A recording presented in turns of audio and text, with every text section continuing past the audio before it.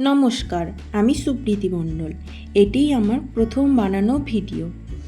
প্রথম বানানো ভিডিওতে আপনাদের অনেক অনেক স্বাগত। কোনো ভুল ত্রুটি থাকলে অবশ্যই মাফ করে দেবেন। আজ বানাবো দুটি প্রদীপ দিয়ে একটি ছোট্ট পুতুল। পুতুল বানানোর জন্য আমি প্রথমেই নিয়ে নিলাম দুটি মাটির প্রদীপ। তারপর সমপরিমাণ হার্ডনার আর রেজিন ক্লে নিয়ে ভালো করে মেখে নিলাম। তারপর সেই মেখে রাখা ক্লেটি নিয়ে ফেভিকল আঠার সাহায্যে প্রদীপ দুটি জোড়া লাগিয়ে দিলাম। আর এই কাজটি আমি সম্পূর্ণ পিন্টারেস্ট থেকে আইডিয়া নিয়ে করেছি। আর মাটির প্রদীপগুলো আমাদের দীপাবলির সময় বাড়ির ছাদে জ্বালানো হয়েছিল। এই প্রদীপগুলি ভালো করে ধুইয়ে শুকিয়ে নিয়েছি। তারপর আমি এই কাজটি শুরু করেছি। 12 ঘন্টার জন্য এটিকে শুকাতে দিয়েছিলাম। শুকিয়ে গেলে প্রথমেই আমি ফেভিক্রিলের সাদা অ্যাক্রিলিক কালার দিয়ে পুরোটা রং করে নিয়েছি। তারপর পুতুলের চুলটা এবং মুখটা রং করে নিলাম। এরপর আমি পুতুলের জামাটি রং করার জন্য ক্যামেলের অ্যাক্রিলিক কালার ব্যবহার করেছি। এখানে ক্যামেলের গোলাপি রংটি আমি ব্যবহার করেছি।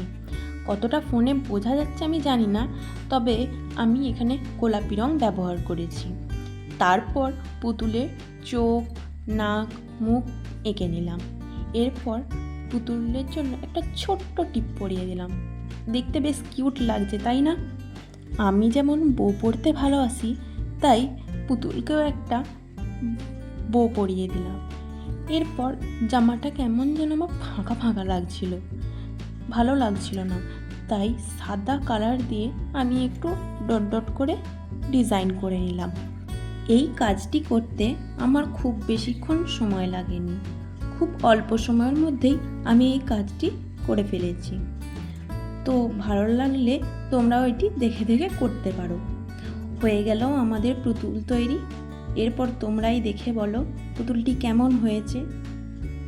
পরবর্তীকালে আমি পুতুলের চোখগুলো একটু অন্যরকম করেছি, ভালো লাগছিল না বলে।